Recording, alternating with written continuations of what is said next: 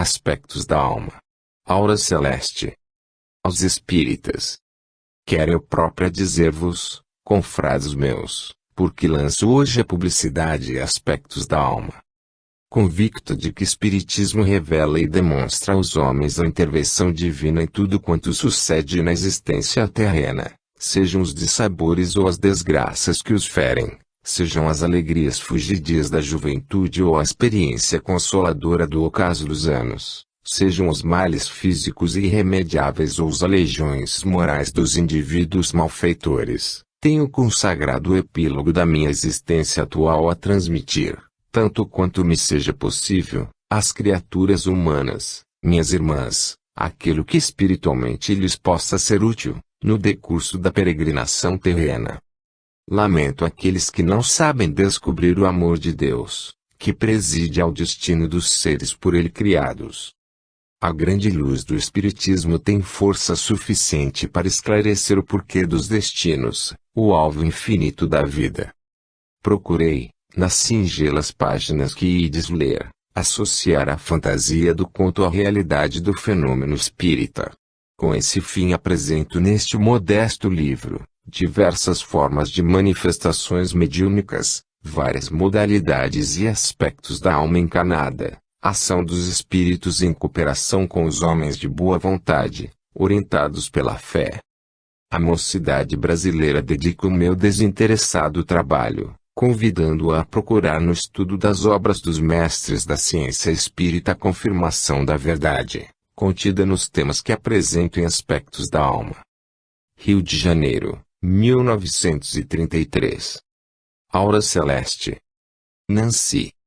Luciana era uma gentil morena, filha de pais abastados, que caprichavam com todos ela em lhe dar primorosa educação.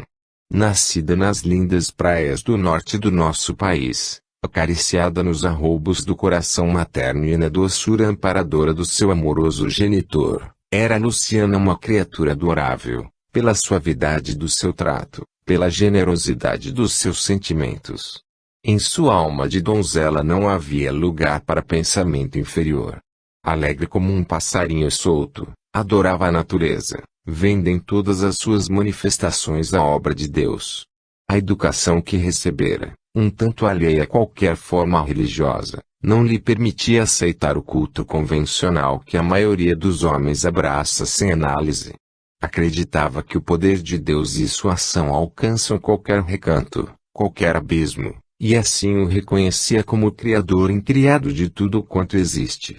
E louvava com amor profundo esse Deus infinito, praticando todo o bem que podia, socorrendo o pobre em sua aflição e miséria, ajudando com boas palavras os desconsolados, protegendo a velhice, estendendo a sua bondade até os seres irracionais. Mas onde culminava a caridosa bondade de Luciana era no seu amor pela infância. Uma criança para ela era um anjo do céu.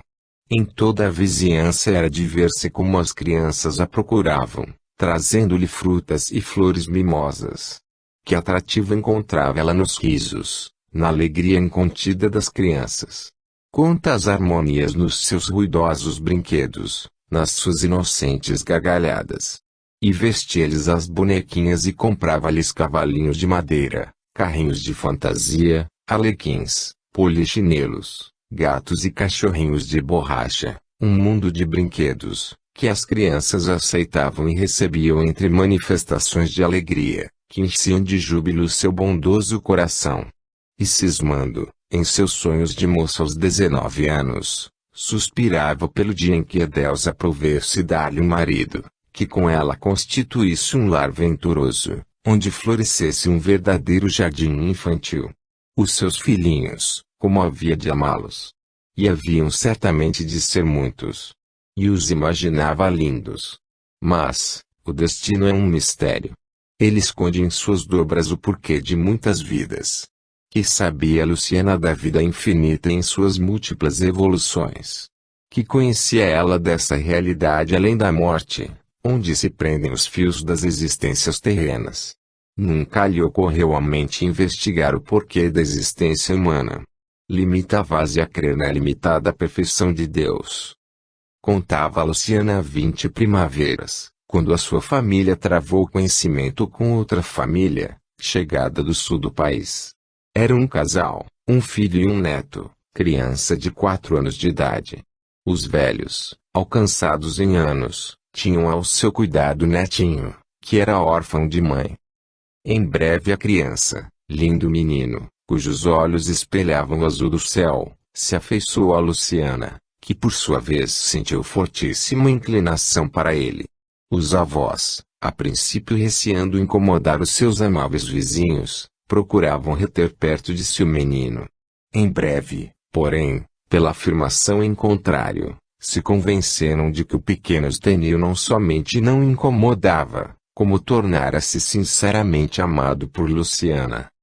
Por sua vez, Mauro, o pai da criança, apreciava aquela dedicação e amizade recíproca de Luciana e Estênio, acabando ele próprio por se afeiçoar à moça, de quem em breve se fez noivo, com geral aprovação dos pais de ambos.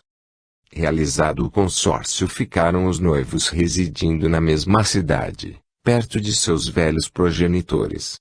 A felicidade e a harmonia mais completa reinavam entre essas 3 almas, que o destino reunira em um só lar: Luciana, Estênio, Mauro.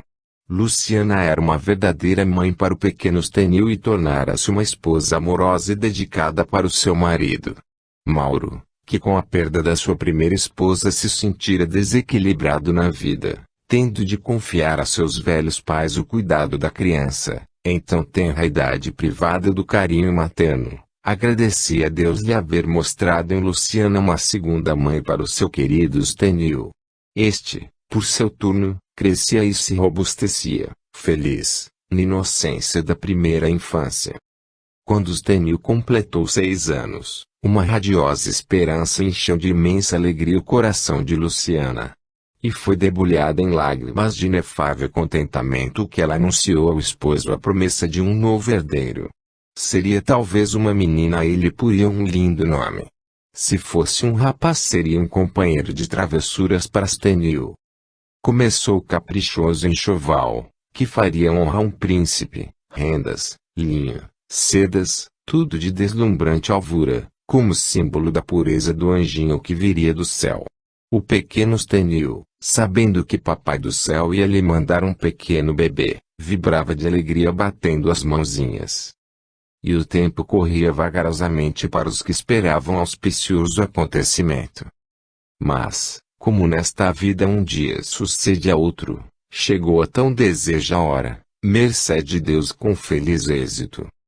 Estênio, para não estorvar com a sua habitual travessura, fora levado à casa dos avós. Desta forma Luciana poderia estar perfeitamente tranquila. Nasceu uma robusta menina, a quem Mauro pôs imediatamente o nome de Luciana. Depois de enfaixada e convenientemente cuidada, Mauro, tomando a recém-nascida em suas mãos, levou-a para que a feliz mãe lhe imprimisse os lábios em um primeiro beijo materno. Qual não foi, porém, o seu espanto, a sua estupefação, quando ao sentir em seu rosto o hálito da criancinha, Luciana, num gesto de pavor incompreensível, afastou-a bruscamente de si, clamando: "Não, Mauro, pelo amor de Deus, tire este monstro daqui." Não houve entendimento possível. Luciana, acometida de um tremor convulso, gritava em altos brados e não permitia sequer o berço da menina ao pé da seu leito. Opinou o médico pela ideia da separação de quarto, mas, alimentação da menina. Luciana em absoluto recusou amamentá-la. Debalde o esposo lhe pediu uma explicação sobre essa horripilante conduta. Ela lhe dizia: "Não posso, Mauro, é superior às minhas forças. Os olhos dessa criança são ferozes, e são olhos de tigre. Leva para bem longe de mim. Não quero, não admito que tenha o meu nome. Chama-lhe como quiseres, mas não lhe ponhas o meu nome." "Chamar-lhe então Maria, o nome sagrado da mãe de Jesus", respondeu Mauro. E os dias se sucederam. Maria continuou sem mãe, atendida apenas pela caridade assalariada de uma ama. Estênio voltara para casa uma semana depois do nascimento da menina e não mais quis dela se afastar. Era o seu bebê. A felicidade do lar se obumbrará. Mauro sofria em silêncio, o que causticava o coração de Luciana, que o amava deveras. Esta sentia o afastamento de Stenil, todo dedicado à pequena irmãzinha. A pobre inocente, alimentada suficientemente pela camponesa, que lhe servia de mãe, tornava-se dia a dia mais robusta, mais linda, mais interessante. Alta noite. Todos dormem. Mauro vela, preocupado com o mistério que penetrara em seu lar desde o nascimento de Maria. De cogitação em cogitação, penetra o seu pensamento no infinito, buscando averiguar o porquê desse abominável sentimento de horror materno, que veio manchar o puríssimo coração de Luciana. E a sua alma forte para as lutas humanas, como que sussurrava nesse insondável abismo que a inocente viera cavar entre ele e sua esposa. E as lágrimas rolavam-lhe pelas faces, enquanto Luciana dormia com Stenil a seu lado. Súbito Luciana geme, estremece e abre os olhos espantados. Mauro, diz, ela vem aí. Ela quem, meu amor? Tua esposa primeira, Nancy, olha. Mauro volveu os olhos lentamente para a porta do quarto. Uma forma branca se destacava na penumbra. Essa forma se aproximou do leito e falou, Luciana, tu és boa esposa e excelente mãe do meu filho. Tens guardado em teu precioso coração as duas relíquias do meu amor, Mauro Stenil. Muito te devo. Venho dizer-te, porém, que estás contraindo uma grande dívida com o Eterno. Tu negas o perdão ao ser que se vem reabilitar em teu lar, sedento de amor e luz. Nossos filhos são espíritos que Deus nos confia e não está em nossas atribuições repeli-los.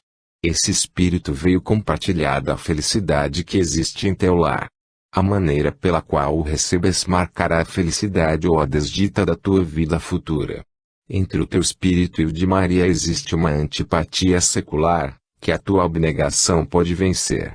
Recusas aceitar o sacrifício de encaminhar para o bem e se ser transviado da luz. Recusas, Luciana. Maior sacrifício pode o Senhor exigir de ti, a separação de Stenil. Vai. Aprende a doutrina do sacrifício.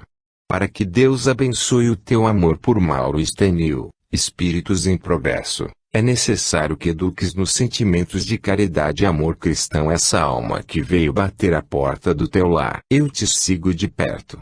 Uma gratidão imensa me prende a ti, mas porque te amo desejo o teu progresso.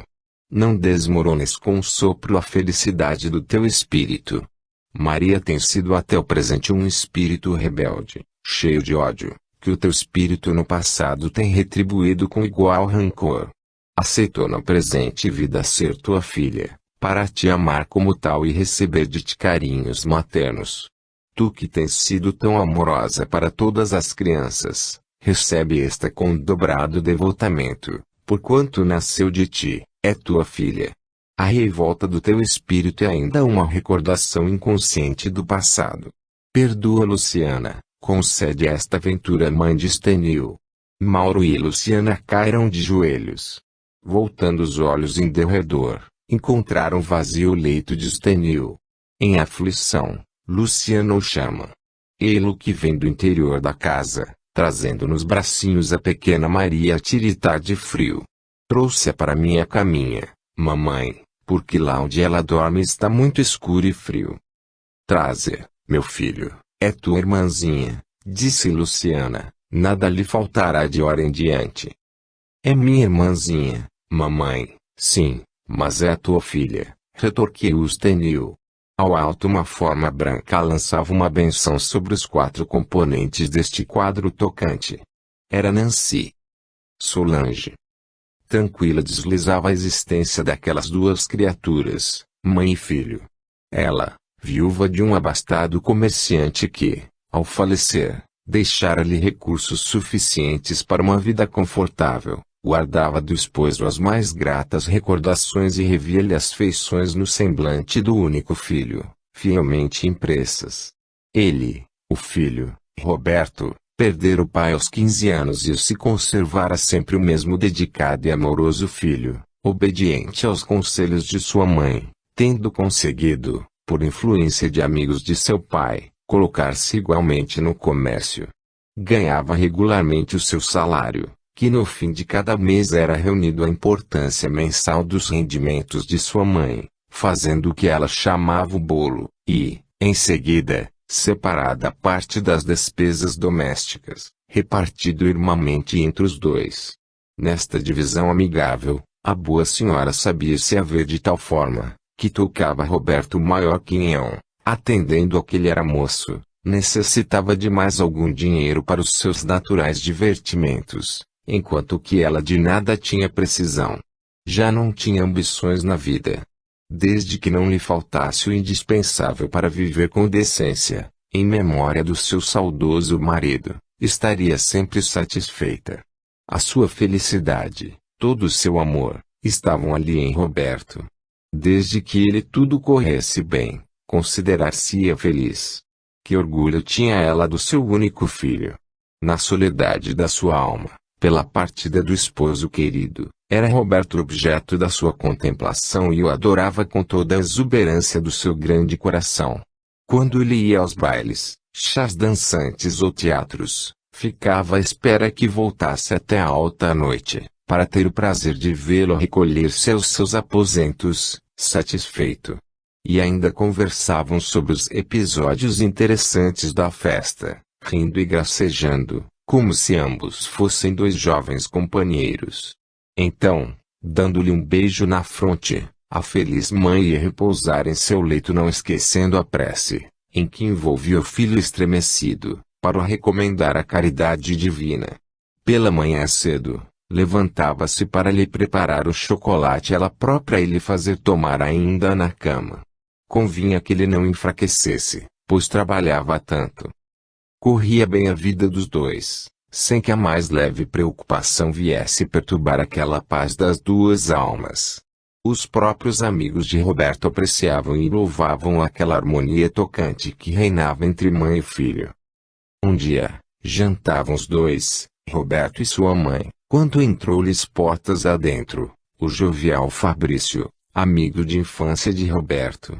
Trazia convite para uma soirée dançante em casa de um negociante da terra, que completava suas bodas de ouro e, reunindo toda a família, desejava festejar a grande data, 7 de setembro, para ele duplamente festiva. Jantaram juntos e naturalmente o convite foi aceito. Roberto foi à festa. O comerciante havia reunido nessa noite a flor da mocidade em seu palacete. Duas bandas de música abrilhantavam a majestosa soirée. Flores por toda parte concorriam para maior realce e a mocidade enchia os vastos salões, fazendo a exibição das suas ricas toiletes e custosas joias. Roberto estava encantado. Nunca se sentira tão empolgado em festa alguma. E tomava parte em todos os números dançantes, demonstrando ser um perfeito conhecedor da arte e elegância dos salões de festa. Apresentado aos donos da casa, o nome de seu falecido pai o integrou por completo no seio daquela gente. E foi sucessivamente apresentado a todos os convidados presentes. Fabrício, o seu jovem amigo, tomando pelo braço, falou-lhe: "Anda cá, Roberto, quero apresentar-te a senhorita Solange Fuentes, sem medo de errar, rainha da dança, da graça, e da beleza." Tantos predicados reunidos em uma só pessoa. Interrompeu Roberto. Sim, verás que não exagero. Vem. Roberto seguiu pelo braço de Fabrício até o salão de palestra, onde, entre outras senhoritas, encontrava-se aquela que procuravam. Senhorita Solange, tenho o prazer de apresentar-vos o meu particular amigo Roberto Salgueiro, com quem espero fareis boa camaradagem em qualquer contradança, sem vos sentirdes diminuída em vossos méritos de princesa da arte. Prazer em conhecer-vos, cavalheiro. O prazer é todo meu, redarguiu Roberto. O meu amigo Fabrício é um tanto lisonjeiro, eu danço unicamente porque gosto de dançar, não sou um mestre. Modéstia, modéstia, afirmou Fabrício. Sentai-vos, senhor, e aguardemos que a música nos convide. Solange era um tipo de mulher morena lembrando as belezas espanholas, de cabelos cor de ébano, deslumbrantemente bela, tinha, no entanto, no olhar penetrante, uma expressão dominadora que denunciava o temperamento rígido do seu caráter. A modéstia natural dos espíritos elevados ela não possuía. O seu passo firme e forte no andar, a cabeça sempre erguida, eram reveladores da sua altivez e orgulho. Solange foi par constante de Roberto em todo o resto da noite dançante e, ao voltar para sua casa após a festa, ele já não era livre. Seu coração ficara escravizado à bela Solange. Domingo, à mesa do almoço. Roberto silencioso, almoça, ao lado de sua mãe. De quando em vez um suspiro escapa do coração opresso da velha senhora. Seu filho andava mudado, apreensivo, já não enchia a casa com a sua proverbial alegria. Que tens tu, Roberto? Já não és o mesmo. Sucedeu-te alguma coisa, meu filho? Há quantos dias venho notando algo de anormal em ti? Já não te mereço confiança? Fala, Roberto. O teu silêncio me aterra, minha mãe, não se engana. Estou de fato muito preocupado e noto igualmente o seu estado de apreensão. Passemos ao meu gabinete e prometo ser-lhe absolutamente franco e verdadeiro. Mãe e filho passaram ao gabinete de Roberto, que abriu o seu coração à sua amorosa progenitora. Minha mãe, eu amo uma moça e desejo com ela me casar, mas os meus recursos pessoais não me permitem viver por mim só, a senhora o sabe. Ela propôs-me viver com sua família e isso não me agrada, porque de forma alguma resigno-me a deixar minha mãe, que não tem mais ninguém no mundo, separada do seu único filho, vivendo sozinha. Mas meu filho, esta é a causa da tua tristeza. Uma coisa tão simples. Traze para nossa casa a tua mulher. Acaso o que é meu, não é teu? Não é nosso. Será uma filha que Deus me dá. Nossa casa é espaçosa, tem bastante acomodação para ela. O que tu ganhas não chega, é certo, mas com os rendimentos que teu pai deixou, poderemos viver muito bem os três. Diante do modo sincero e simples de sua mãe, não teve Roberto coragem para dizer-lhe toda a verdade e era que Solange não queria morar com a futura sogra. Abraçando a pobre senhora, que julgava solucionado o problema da felicidade do seu filho, Roberto despediu-se e saiu. Solange fazia anos, 20 primaveras, a idade das esperanças, das ilusões.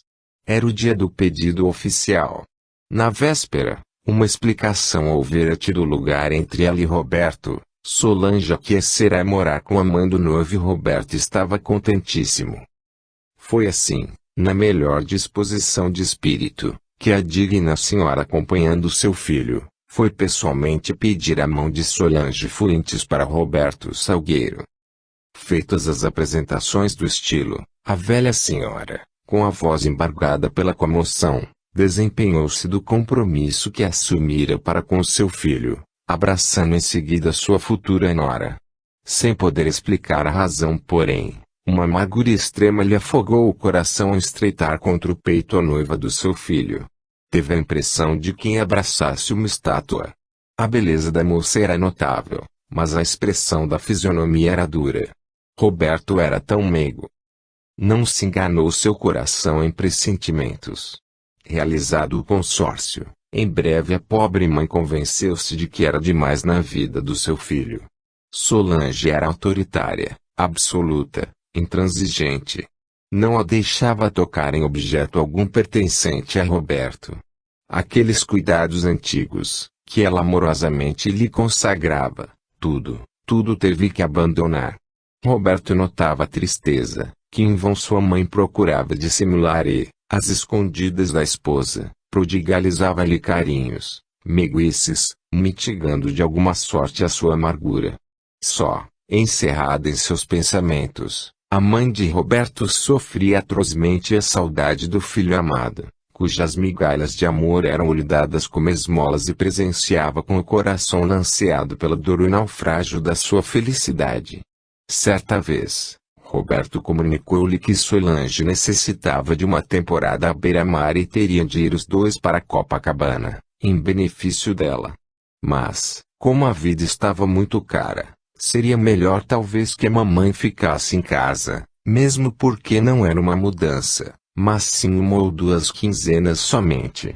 Roberto falava em tom inseguro, como quem ocultava um pensamento, que a sua mãe não passou despercebido.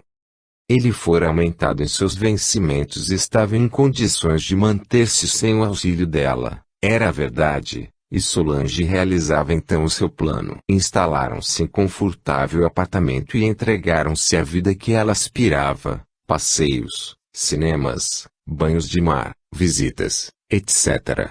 Não reservando sequer uma tarde para a inditosa mãe, que, desde então, nunca mais pôs os olhos cansados de chorar em Roberto. O corpo martirizado pelo sofrimento moral não resistiu muito tempo de pé e a infeliz adoeceu. É noite. Solange e Roberto voltam de uma festa no municipal. Acendem as luzes e começam a desfazer as suas toilettes. Solange em frente ao grande espelho do seu guarda-vestidos, Roberto no quarto imediato ao de vestir. Súbito, com a voz alterada, ela gritou: Roberto, está aqui um homem. Roberto precipitou-se em seu auxílio. Que dizes, Solange? Que é do homem?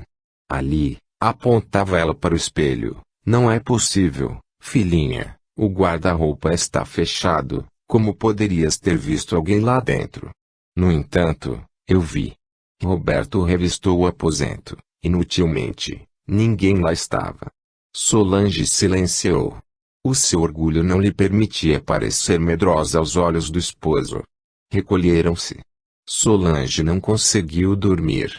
Pela madrugada levantou-se sutilmente, para não despertar Roberto, desejosa de respirar um pouco da brisa do mar. Dirigiu-se ao guarda-roupa para apanhar um agasalho. Lá estava o homem na porta do espelho. Desta vez impunha-lhe silêncio com um indicador sobre os lábios. Seu olhar era severo, tinha a expressão de amarga censura. Solange deu um grito e desmaiou. Por ordem do médico, chamado imediatamente para socorrê-la, mudaram de apartamento. Inútil. Em qualquer espelho aparecia o homem e até no refeitório Solange divisava sua figura, nos espelhos. Uma secreta intuição despertou em Roberto sobre a personalidade, apenas visível por sua mulher, nos espelhos. E chamando-a discretamente, assim lhe falou: Solange, os médicos não compreendem o que se passa contigo. Em breve declaram-te alucinada e opinam pela tua internação em casa de saúde, com o que eu absolutamente não posso concordar, porque tu não padeces de moléstia mental. Não te parece acertado consultarmos alguém espírita? Nós não entendemos nada disto, mas estas coisas estão afetas a eles. Que dizes à minha ideia? Eu concordo, Roberto, tanto mais que este homem do espelho balbucia frases que eu não ouço, mas percebo que ele tem que me dizer. Procurando X, espírita assaz conhecido em todo o Brasil, foi combinada uma sessão, para atender ao desejo de Solange e seu marido. 8 horas da noite. Presentes o Sr. X, Solange, Roberto e o médium, em prece dirigida reverentemente a Deus, para que em tudo fosse realizada a sua santíssima vontade, caiu em transe o médium e assim falou. Sem perda de tempo e de atender aos últimos momentos da peregrinação terrena daquela, a quem a tua ingratidão, meu filho, condenou a mais cruciante martírio. E tu, Solange, aprende a ser generosa e compadecida para com o teu próximo. Eu sou o pai do teu marido. O meu espírito escutou no espaço os soluços dolorosos daquela quem o teu egoísmo condenou ao abandono, com a cumplicidade pusilânime do meu filho. Ide. Correi. Antes que seja tarde, para depores naquela fronte aureolada pelo martírio, o beijo da despedida eterna. O médium despertou. Roberto e Solange, sem uma palavra pronunciarem, precipitaram-se para um automóvel que em vertiginosa carreira, os levou à residência da pobre mãe. Encontraram-na sob os cuidados caridosos de estranhos. Moribunda. Roberto ajoelhou-se ao seu lado. Perdão, mãe. Implorou ele em soluços. Quem fala em perdão? Tu, meu filho. Nada tenho a te perdoar. Eu morro é de saudade de ti, mas não de queixas. Olha, teu pai tem estado aqui sempre a me consolar e eu vou ter com ele. Como foste bom em vir, Roberto. Solange aproximou-se e pregou os lábios na mão gélida da moribunda, que fez o gesto de a abençoar. E, colando os lábios frios na fronte do amado filho, expirou. Erguendo os olhos, Solange teve a visão clara e perfeita de dois espíritos abraçados, partindo para o além. Manuel. Habitava uma modesta residência o senhor João Figueira e sua família, composta da esposa, Dona Catarina, e um filho de 8 anos, Manuel. Sapateiro, era o melhor daquela redondeza. Os ricos da praia de Botafogo e adjacências eram seus fregueses e sentiam-se bem servidos com as suas obras.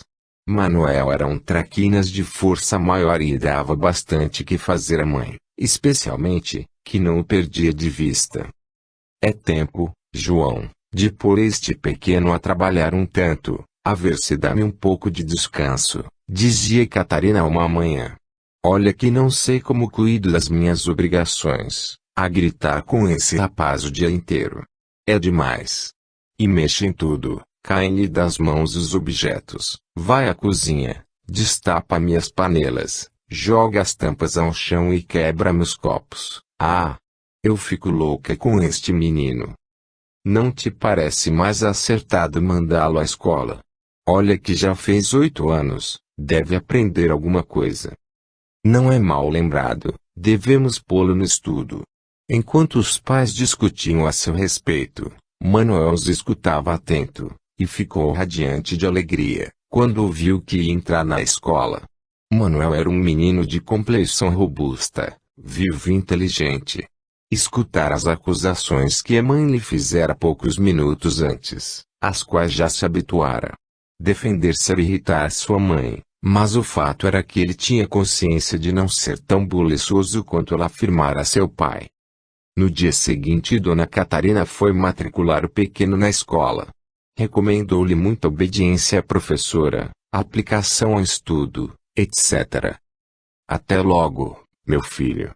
Pode mandá-lo embora, só, minha senhora, ele é bastante esperto para andar nas ruas. Manuel ficou e deu-se bem. Em poucas semanas havia feito considerável progresso e a professora estava contente com ele. Tudo ia indo muito bem. A mestra era boa, dedicada às crianças e não gostava de castigar ninguém. Quando o reboliço nas aulas era maior, costumava dizer, impondo silêncio: estamos em aula. Atenção! E imediatamente todos os meninos se aquietavam. Uma vez, o silêncio era geral. Era a classe de desenho linear e todos caprichavam em fazer melhor. De repente um aluno, ao lado de Manuel, começou a chorar, em gritos. Olha aqui o Manuel a bater na gente com a régua. E mostrava um galo na cabeça. Manuel chamou a professora. O que é isto? Eu, professora, não fiz nada. Foi ele, sim, a régua dele não podia pular em cima de mim. A mestra ralhou, ordenou silêncio e que queria amizade fraterna entre todos os colegiais. Súbito, outro menino, sentado do outro lado de Manuel, queixou-se a mestra. Manuel me atirou o lápis na cara. Eu não, professora, redarguiu ele trêmulo, eu não. Foi ele, sim, olha aqui o lápis dele, até quebrou a ponta. Manuel, disse a professora, retire-se da aula. Vá para casa e veja como volta aqui amanhã. Manuel choramingando obedeceu. No dia seguinte novos acidentes na aula de escrita. Um tinteiro foi precipitado sobre um aluno, defronte de Manuel. Um livro foi atirado à face de um outro. A professora começou de não entender a coisa. Chamando o menino à parte, falou-lhe docemente: por que fazes estas coisas, meu filho? Tu, tão bom aluno, o primeiro da tua turma, de conduta irrepreensível, por que queres obrigar-me a ser severa contigo? Professora, eu não faço estas coisas. Então negas os fatos. Não, professora, eu não nego nada, mas eu é que não atiro nada em ninguém. Mas meu filho, nunca aconteceu tais travessuras, sem que tu estivesses ao lado do aluno ofendido. Isso também é verdade, professora, mas não sou eu. Subitamente, rápido como um relâmpago, o livro que Manuel tinha nas mãos foi chocar-se no rosto da professora, contundindo-a. O pobre pequeno desatou a chorar, agarrando-se à moça a pedir-lhe perdão da falta que não cometera aí. Desta vez, a professora, pasma do que acontecera, testemunhava ela própria, a inocência do seu aflito aluno. Embora com o máximo pesar, passou ela pelo dissabor de ver ser despedido da escola o perigoso aluno, a quem a diretora da escola não mais permitiu a frequência às aulas. E foi assim que Manuel, tristíssimo, e escutando sem culpas recriminações de sua mãe, deixou de estudar, para começar o ofício de sapateiro na oficina de seu pai. Mas aí sorte adversa continuou a persegui-lo, as formas, os couros, os alicates, calçadeiras, sovelas, turqueses e demais utensílios da oficina, nada parava em seu lugar. Era um Deus nos acuda. O pai, impaciente, não compreendendo a razão de tudo aquilo, começou a castigar o filho, até que um dia, tomando de um tira de couro, principiou a bater-lhe barbaramente. Qual não foi, porém, o seu espanto, quando a tira de couro de que se servia para bater no menino, escapou-lhe das mãos, sem saber como, e começou a surrá-lo violentamente, agitada no ar por mão invisível. O homem aterrado deu as de Vila Diogo e a tira de couro continuou no ar a sua perseguição, açoitando fortemente. Todo machucado, entrou em casa espavorido, seguido do pequeno Manuel e uma multidão de pessoas, atemorizadas do fenômeno que presenciavam. Catarina acudiu pressurosa a ver o que sucedia a seu marido e, sabedora que foi, clamou em altos brados. Que desgraça, meu Deus! Ter um único filho e este mesmo com o diabo no corpo. Que desgraça! E lastimava-se em pranto copioso. Manuel, coitado, causa involuntária de todo aquele rebuliço, meteu-se num canto escuro dos fundos da casa, chorando, com a cabeça entre os joelhos. Uma vizinha, entendida nestas coisas, sugeriu a ideia de levar o pequeno ao senhor vigário, talvez fosse caso de exorcismo. E ofereceu-se ela própria para o levar. Aceito o caridoso oferecimento, Manuel foi levado à presença do sacerdote que, com carinho, recebeu o menino, falando-lhe de Deus e da religião. Até aí, muito bem.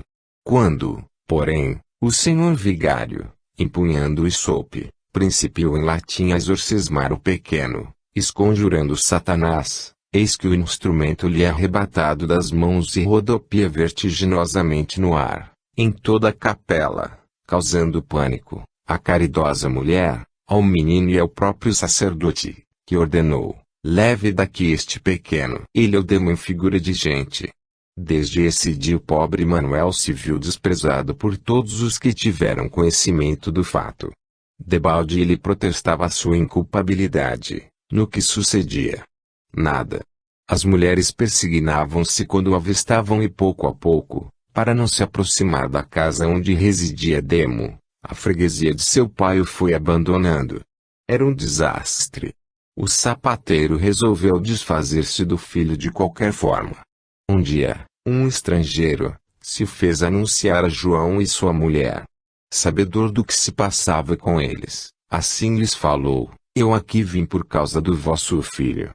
Desejo fazer-lhe bem, não desconfieis de mim. Vosso filho não é culpado dos fenômenos que provoca, nem tampouco tem-lhe Satanás no corpo, conforme acreditais. Deus não permite o sacrifício inútil dessa criança. Confiai-me e eu prometo livrar-vos desse tormento em que viveis, pela ignorância da causa única que realiza tais fenômenos. Vosso filho é um médium de efeitos físicos, que precisa ser educado convenientemente, para que a sua faculdade, orientada, não permita ser ele o joguete de espíritos frívolos. Os pais de Manuel consentiram em entregar o filho ao estrangeiro, homem espírita, estudioso, propenso ao bem e à caridade, o qual, em sessões adequadas, doutrinou o espírito que se divertia a brincar com aquela gente, ignorante das leis que regem o mundo invisível. Manuel afeiçoou-se ao seu protetor, a única criatura que compreendeu a sua inocência nos fenômenos que provocava. Estudou com ele, aprendeu línguas, tornou-se um homem útil e apenas para instrução espírita se prestava ao exercício da sua faculdade mediúnica. Foi assim que a seu próprio pai prestou ele um grande serviço. João e Catarina haviam reunido um pequeno pecúlio que tencionavam colocar no banco, para fazer o face a qualquer eventualidade futura e um dia a carteira em que guardavam seu tesouro, não obstante estar oculta em lugar que só eles sabiam, desapareceu. As pobres criaturas ficaram acabrunhadas, lamentando a perda das parcas economias, fruto do seu trabalho honesto de tantos anos. Manuel, tendo conhecimento da angústia dos pais, pediu a Deus a graça de poder servi-los, restituindo-lhes o dinheiro perdido. Com o seu querido protetor combinou uma sessão em casa dos pais, que prontificaram-se a assistir. Silenciosos se mantiveram em prece. Em poucos minutos um pequeno rumor se fez ouvir. Partia de uma velha estante, onde estavam guardados alguns livros antigos, que haviam pertencido ao pai de Catarina. Um a um esses volumes foram atirados ao chão e da mais alta prateleira caiu um velho dicionário, sob o qual lá estava a preciosa carteira, ansiosamente procurada em vão. João e Catarina abraçaram o filho e desde então desapareceu-lhes a ideia de que ele tivesse parte com o demo. Juvência. O venerando Dr. Lincoln estava à sua mesa de refeições em companhia de sua esposa, a senhora Arabella, e começara a tomar a sopa de legumes, insubstituível prato do seu jantar, quando a campainha da porta soou. A empregada, que atendeu ao chamado, voltou, para avisar o doutor de que a velha Juvência estava passando mal e o sobrinho, Samuel, viera às pressas procurá-lo para acudir.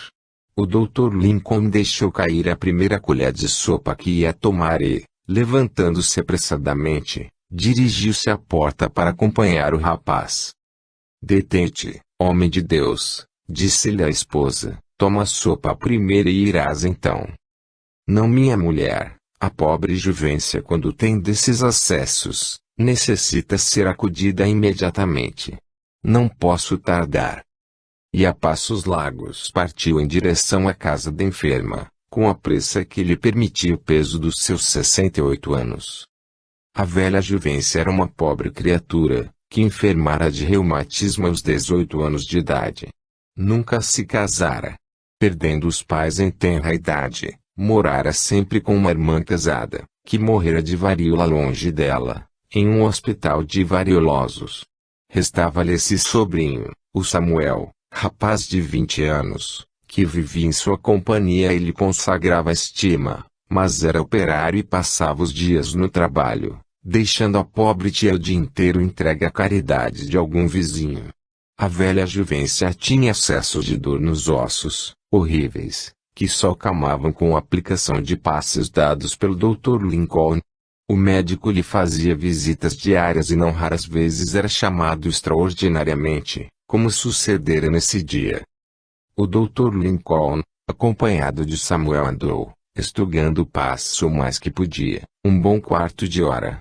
Já se ouviam os gemidos dolorosos da enferma. Finalmente chegou.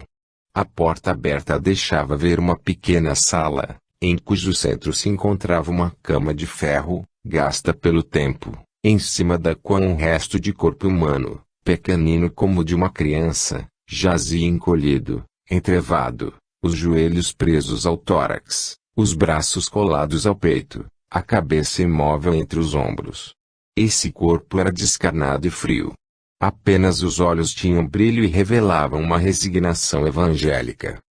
O Dr. Lincoln, entrando no exíguo aposento, dirigiu-se à pobre doente e, no tom mais afetuoso deste mundo, exclamou: "Então, Juvência, outra vez? Aqui estou eu para te trazer o alívio. O olhar da enferma se iluminou de uma fé sublime. Ah! Doutor, que dores atrozes! Pelo amor de Deus, um alívio! O Dr. Lincoln, elevando o pensamento ao infinito, orou, tendo as mãos abertas sobre o minúsculo corpo da enferma. Um suave ruído, como das espumas quando as ondas mansas se quebram na praia, se fez ouvir no mísero aposento. O médico parecia transfigurado. Sua bondosa fisionomia simbolizava bem a encarnação da fé. Os passes continuaram e a doente obteve alívio, caindo em um sono tranquilo, reparador. O médico, devagarinho retirou-se, dispensando a companhia do rapaz, que o queria levar a casa. Entrando em sua residência, acudiu pressurosa a esposa. Vem tomar o alimento, Lincoln. Deves estar faminto. Não te afliges, minha querida, jantarei bem, tenho agora muito melhor apetite. E juntando ação à palavra, o médico assentou-se à mesa e jantou satisfeito. Recolhendo-se ao seu gabinete, o Sr. Lincoln explicou à sua esposa, que o interrogava: os espíritos do bem estão sempre prontos a dar alívio à criatura. Quando estendo as mãos sobre a doente, não é em vão que balbucio minha prece. Minha alma entra em comunhão com os protetores do além e eles trazem os fluidos aliviadores do sofrimento e Juvência repousa. Mas, de que serve? Logo piora outra vez. Arabella, quando o sofredor necessita da prova, ele sorve a última gota de fel no cálice da dor. Uma secreta intuição me diz que está a chegar o fim da peregrinação do espírito de Juvência na terra. Enquanto essa hora não chega, temos o dever de auxiliá-la suavizando seu sofrimento. A amanhecer, o médico encaminhou-se para a casa da enferma. Levava consigo um pouco de água em um pequeno vidro. Entrando, animou a pobre mulher com estas bondosas palavras: Bom dia, Juvência, vás melhorzinha hoje, não é verdade? Dormiste alguma coisa? Sim, doutor, dormi e até agora a dor forte não voltou. Se ela não voltasse mais que esmola do céu. Mas, faça-se a vontade de Deus. É isso mesmo, Juvência, até mesmo nas dores que padecemos devemos sentir o amor que emana de Deus. A mão da providência, com sábia justiça, dirige as nossas vidas. Trouxe-te hoje um remédio que vás ajudar-me a preparar. Eu, doutor? Se não movo um dedo, como poderei ajudá-lo? Podes, sim, e vás ajudar-me, ora, enquanto eu oro também. Peçamos ao seu fluido de que necessitas para beneficiar tua alma e teu pobre corpo. Concentre em Jesus o teu pensamento, Juvência. O médico silenciosamente orou, enquanto a pobre Juvência fechando os olhos pensava em Jesus. Enquanto oravam silenciosos, o doutor, apresentando ao alto o pequeno vidro, que trouxera cheio d'água, suplicou o fluido do espaço para sua doente. Então, gotas de luzes violetas, uma a uma, foram caindo naquela água, veículo da caridade do além. E Juvência bebeu com avidez o precioso líquido. Graças, meu Deus, graças, doutor, há 3 dias que nada posso ingerir, nem mesmo água, porque isto aqui não deixa, e apontava a garganta. Dá-me um espasmo e não desce nada. Durante 15 dias a enferma alimentou-se exclusivamente da água saturada dos fluidos astrais, obtidos em prece, conforme acabamos de descrever. As grandes dores não voltaram mais. Juvência se preparava para outra vida. Seu corpo era um resto humano, que dia a dia se tornava menor. Quem a visse, a não ser a chama de vida que em seus olhos brilhava com um fulgor intenso, supô-la-ia uma boneca abandonada ali, por imprestável. Uma manhã o Dr. Lincoln apressou-se em fazer a sua visita habitual. Meu Deus, disse a esposa, como pode essa criatura viver tantos dias sem alimento algum? Lincoln, que sabemos nós dos fluidos celestes, minha querida? O reservatório do infinito contém maravilhas, que o nosso acanhado intelecto não pode compreender. Nesses fluidos vem em volta a caridade de Jesus, sob múltiplas formas. São eles portadores das grandes bênçãos de Deus, das graças que fortalecem o espírito e tonificam a matéria, aliviando os seus sofrimentos. Juvência está prestes a partir para o além. São desnecessárias para ela agora as dores materiais.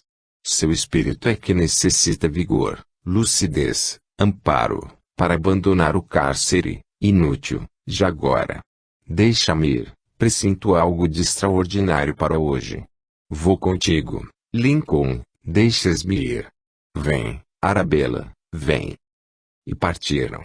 Ao chegarem perto da casinha da enferma, notaram que havia luz lá dentro. Os dois esposos olharam-se. Luz de dia? Interrogou Arabella.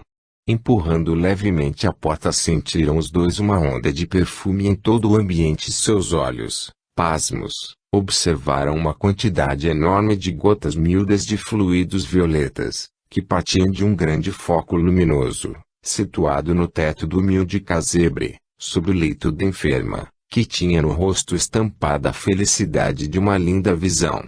Juvência desencarnara. Marido e mulher, e Samuel, que entrava no momento, prostraram-se diante do leito, orando reverentemente. Fim da prece. O Dr. Lincoln disse para sua esposa: convém entregar à terra o que é seu. Vou tratar do enterro.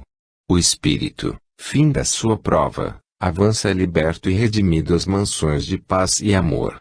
Felizes daqueles que, como Juvência, padecem conformados. Eles compreenderão no além o porquê das suas dores e renderão graças a Deus por lhes haver permitido resgatar no sofrimento suas grandes dívidas. Ivone.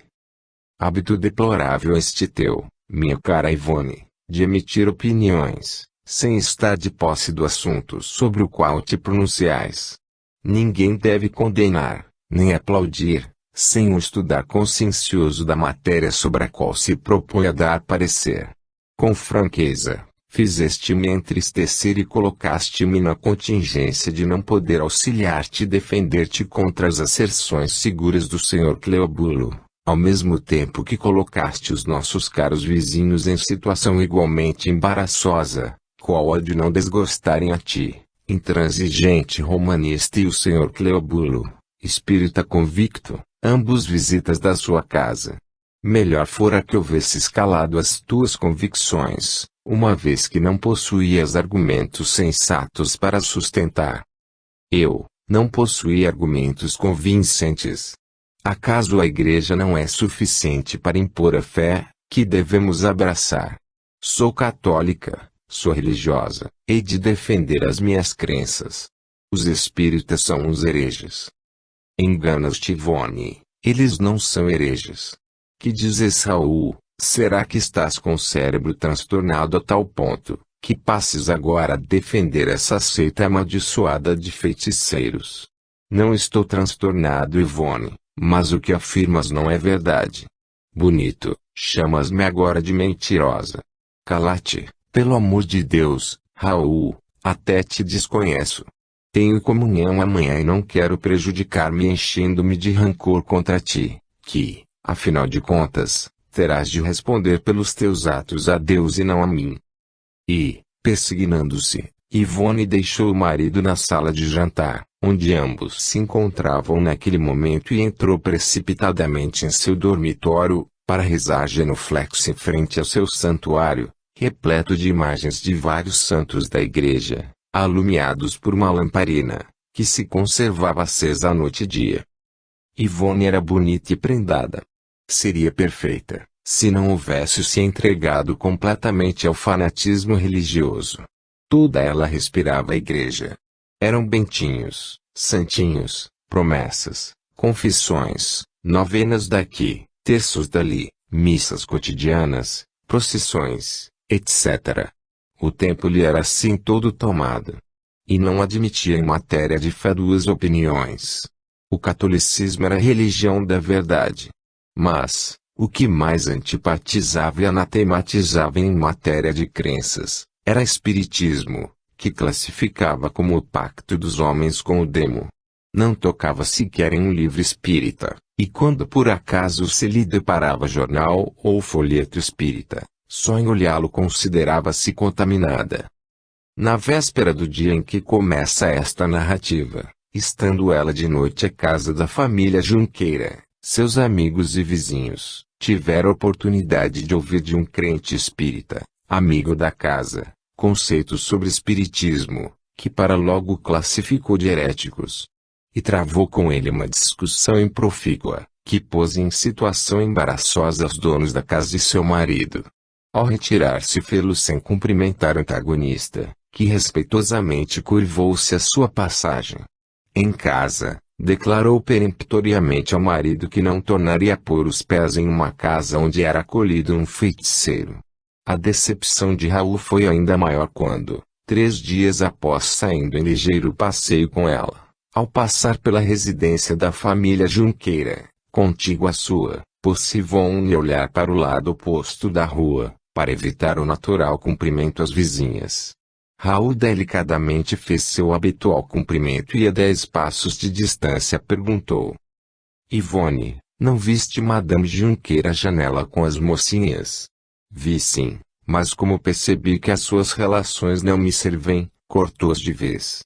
Em casa, à mesa do chá, habilmente dirigindo a conversa para a sua falta de cortesia para com a vizinha, Raul falou: Escuta Ivone, eu estou muito mal impressionado com teu gesto desta tarde, faltando ao dever social de cortejar Madame Junqueira.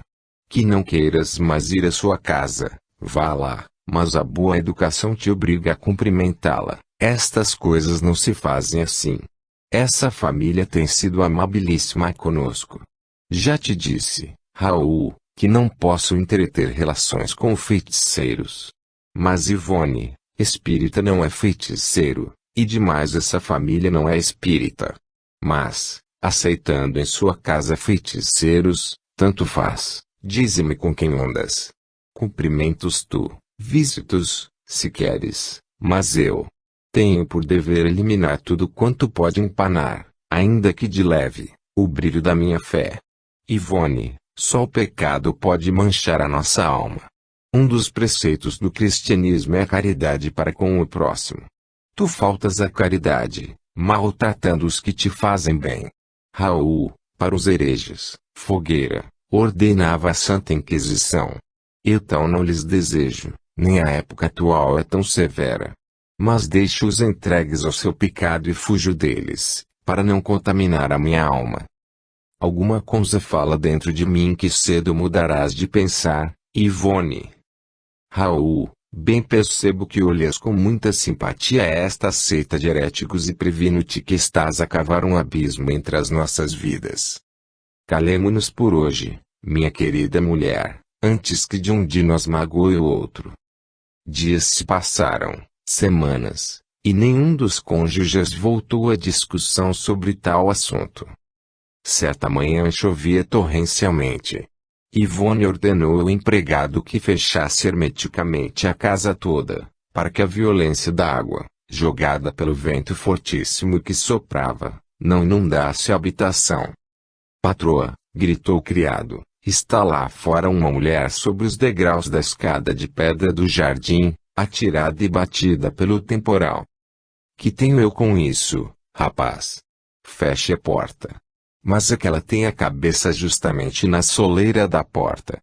Basta, João, não discuta as ordens. Feche a porta. Raul, que tudo ouvira em silêncio, foi ver de perto do que se tratava. Suspendendo, com o auxílio do empregado, o corpo da desconhecida, arrastou para dentro e ordenou: traga vinagre ou álcool, para fazê-la voltar a si. Pobre criatura! Quanta miséria, meu Deus!